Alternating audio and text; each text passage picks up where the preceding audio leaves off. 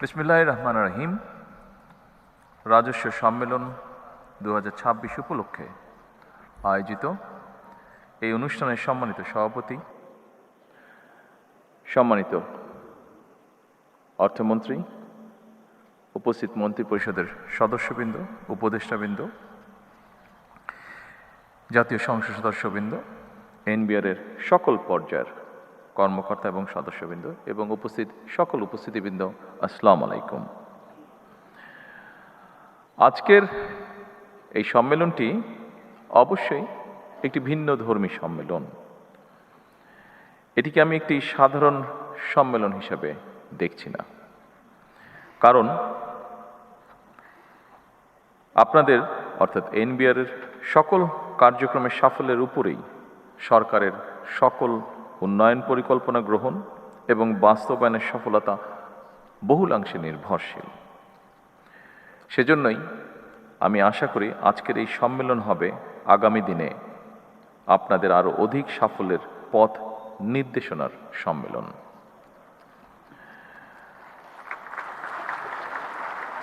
উপস্থিতিবৃন্দ, আমরা কি ধরনের ভঙ্গুর অর্থনীতির মধ্য দিয়ে রাষ্ট্র পরিচালনার দায়িত্ব গ্রহণ করেছি, এটি দেশের যে কোনো শ্রেণী পেশার মানুষের চেয়ে খুব সম্ভবত আপনারা সবচেয়ে বেশি অবগত আছেন। আপনাদের জানা আছে, দীর্ঘ 1.5 দশকেরও ফ্যাসিবাদ শাসন শোষণের অভিশাপ থেকে রাষ্ট্রের অন্য সকল প্রতিষ্ঠানের মতো জাতীয় রাজস্ব বোর্ডও মুক্ত থাকতে পারেনি।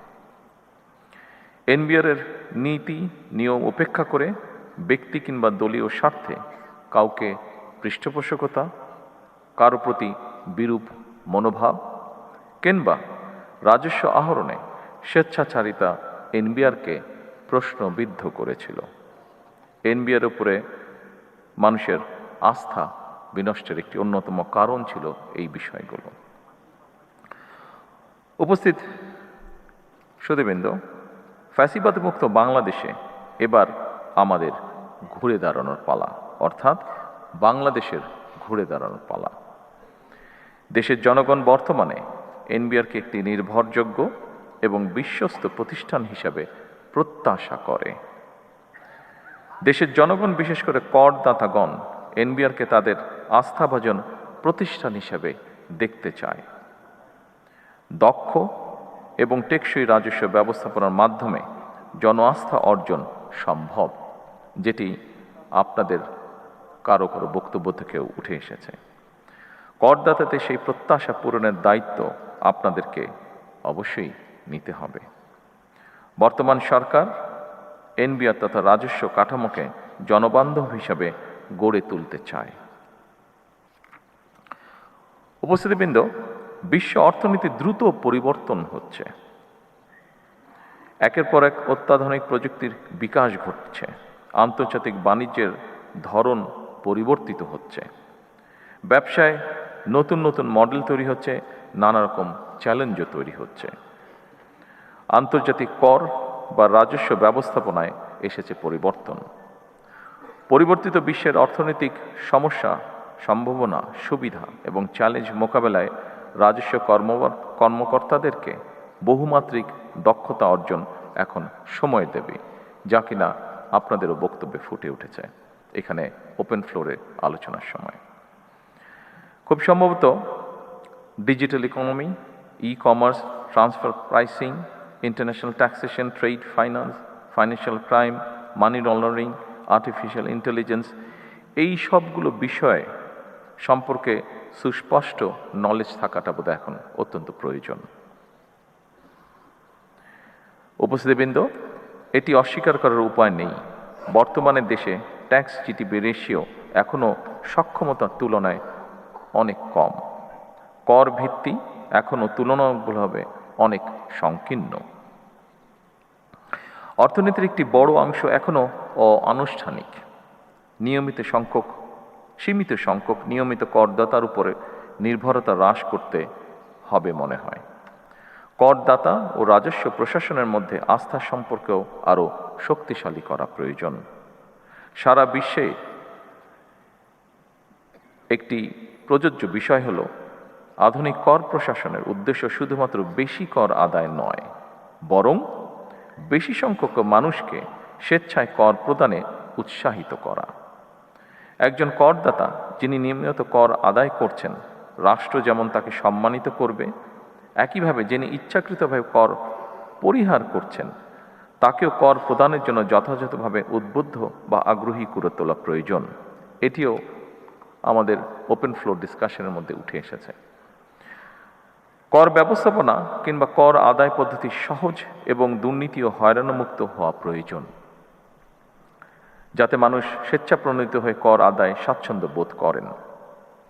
আমার কাছে মনে হয় একই করদাতার উপরে বারবার করের বোঝা না বাড়িয়ে রাজস্ব বৃদ্ধির নীতি টেকসই পদ্ধতি একই করদাতাদের ওপর বারবার করের বোঝা বাড়িয়ে রাজস্ব বৃদ্ধির নীতি খুব সম্ভবত টেকসই পদ্ধতি নয়, বরং কর প্রদানে সক্ষম ব্যক্তিদেরকে শনাক্ত করে তাদেরকে যথাযথ নিয়মে করের আওতায় আনার ব্যবস্থা করার কার্যক্রম উদ্যোগ গ্রহণ করা বোধহয় অত্যন্ত প্রয়োজন।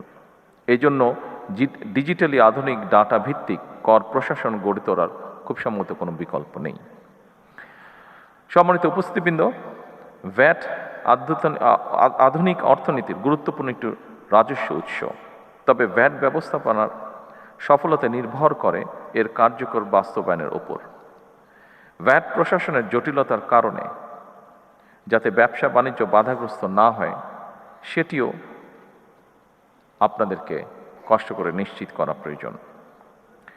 কাস্টমস, ভ্যাট কিংবা ট্যাক্স আদায় শুধু এনফোর্সমেন্টের বিষয় নয়, বরং রাজস্ব ব্যবস্থাপনার উপরে ভ্যাট ট্যাক্স দাতাদের আস্থা ও বিশ্বাসের সম্পর্ক তৈরি হলে রাজস্ব আহরণ অনেক সহজ হয়ে যায়। সুতরাং দক্ষ ব্যবস্থাপনার মাধ্যমে জাতীয় রাজস্ব বোর্ডকে এমনভাবে গড়ে তোলা প্রয়োজন যেখানে মানুষ এই প্রতিষ্ঠানকে ভয় না করে বরং বিশ্বাস করবে। উপস্থিতিবৃন্দ, আমি আশা করি দেশের স্বার্থে আপনারা এনবিআরকে জনগণের আরও বিশ্বস্ত এবং আস্থাভাজন প্রতিষ্ঠানে পরিণত করতে সক্ষম হবেন। ব্যক্তি স্বার্থের চেয়ে প্রতিষ্ঠান তথা সবার আগে দেশের স্বার্থ রক্ষা করা প্রয়োজন। উপস্থিতিবৃন্দ, একটি বিষয় ওপেন ফ্লোর ডিসকাশনে একটি বিষয় উঠে এসেছে। আমাদের ইন্টারিম গভর্নমেন্টের সময় এই ডিপার্টমেন্টে একটি ঘটনা ঘটেছিল। ঘটনাটিকে আমরা দুঃখজনক ঘটনা বলে অভিহিত করতে চাই। আমরা চাই, আমি আগেই বলেছি, সরকার চায় সকলকে সাথে করে নিয়ে বাংলাদেশকে গড়ে তুলতে, প্রত্যেকটি মানুষের কন্ট্রিবিউশনকে সম্মানের সাথে দেখতে চায় সরকার। সমস্যা আছে, সমস্যা থাকবেই, আমরা আলোচনা করে ধীরে ধীরে সমস্যার সমাধান বের করার চেষ্টা করব। আমি এনবিআরে যেই দুঃখজনক ঘটনাটি ঘটেছিল, যদিও ওপেন ফ্লোর ডিসকাশনে আমি বলেছি, তারপরেও আবারও বিষয়টি আমি উল্লেখ করতে চাই। আমরা চাই সরকারে দায়িত্বে যারা আছেন, সরকারের বিভিন্ন কর্মকর্তাবৃন্দ, আমরা চাই আপনারা নিরাপদে স্বস্তি নিয়ে আপনারা দেশ গঠনে কাজ করুন।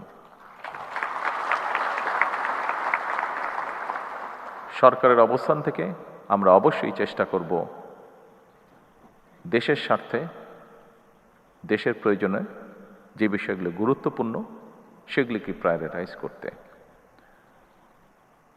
আসুন আমরা যে কোনো ধরনের বিশৃঙ্খলাকে পরিহার করার চেষ্টা করি এবং সেজন্য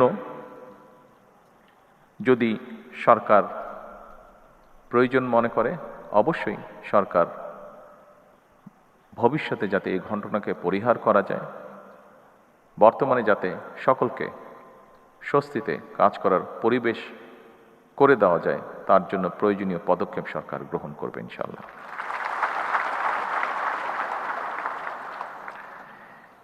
এবার একটি আশা, সম্ভাবনা এবং প্রত্যাশার কথা বলে আমার বক্তব্য শেষ করতে চাই।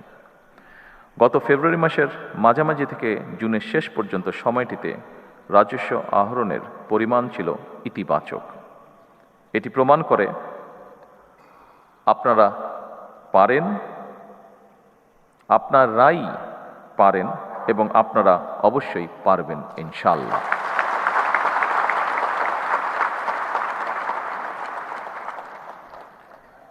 আমাদের সকলের প্রয়োজন দেশপ্রেম এবং আন্তরিকতা।